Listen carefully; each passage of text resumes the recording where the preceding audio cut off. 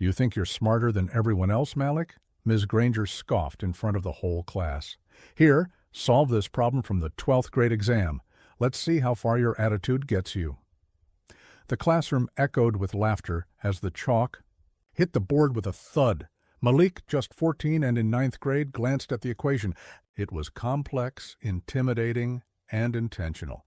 She wanted to embarrass him. But instead of walking away, Malik picked up the chalk and faced the board. With steady hands and a quiet mind, he began to write. Nobody was ready for what came next. Don't miss the end. Malik had always been a quiet student, sharp-minded, respectful, and often overlooked because of his skin color and the hoodie he wore. He was ignored by teachers in a primarily white suburban school, or assumed the worst. Ms. Granger was no exception. She rarely called on him, and when she did, it was with condescension. Wait a second. In the comments, tell us where you're watching from, and don't forget to subscribe for more powerful stories like this. But Malik didn't let it get to him. His mom had raised him with strength and purpose. "Your brain is your power, Malik. Let them underestimate you," she'd say, pressing a kiss to his forehead each morning before he left for school. Malik didn't ask for attention. He just wanted to learn. Until that one day, everything in math class changed. It all started when Ms. Granger was reviewing test scores. Malik had gotten a perfect score, again. Instead of celebrating him, she rolled her eyes and muttered, "Must have gotten lucky." The murmurs in the room sparked something cruel. Some students whispered, "Probably cheated." Others laughed. Ms. Granger, clearly irritated, decided to make a public example out of him. "All right, Malik, if you're so brilliant, come solve this." She scribbled a complex calculus equation, far above the class's current level, on the board. It was a question from the advanced placement curriculum, one that even seniors struggled with. Malik hesitated momentarily, not because he was afraid, but because he realized what this moment meant. He breathed, rose from his seat, and walked to the board. Silence fell. He solved it step by step, without a calculator or help, just logic, patience, and brilliance. Whispers turned to gasps as the final answer emerged in clean chalk lines. A few students sat up straighter.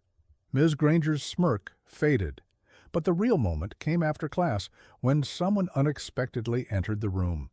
The principal had seen a video. One of the students had filmed the entire thing and posted it online. Within hours, it had gone viral. "Young Black Genius School's Teacher Live," the caption read. Dr. Reynolds, the head of the school board, entered the room just as Malik was packing up. "Malik," he said warmly, "do you have a moment?" Ms. Granger looked puzzled. "What's going on?" Dr. Reynolds turned to her. "What's going on is that this student just solved a problem most college freshmen struggle with, and the world saw it. The way you mocked him, challenged him, and underestimated him also went viral." Ms. Granger went pale. Malik was invited to a regional math symposium that week. Professors, engineers, and innovators wanted to meet the kid who cracked senior-level math with poise and grace. His story made it to local news, then national. But for Malik, it wasn't about the fame. It was about proving that brilliance has no color and that being underestimated can become your greatest weapon. Ms. Granger, after facing immense backlash, was placed on leave, not because she challenged a student, but because of the smug, discriminatory way she tried to humiliate him. Malik didn't ask for revenge.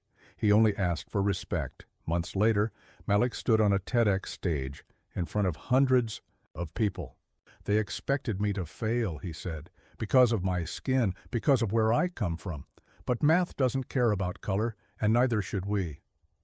The crowd erupted in applause. His story had become more than a classroom moment. It was a reminder of the intelligence buried beneath bias, of the potential lost to prejudice, and of the power of staying calm, focused, and fearless in the face of injustice.